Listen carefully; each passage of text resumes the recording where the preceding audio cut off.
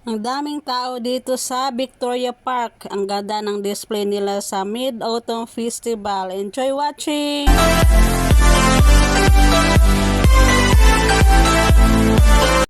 Hello guys, good afternoon. For today's vlog, andito ako sa Victoria Park para sa Mid-Autumn Festival. Ang ganda ng decoration nila dito, lalo na sa gabi.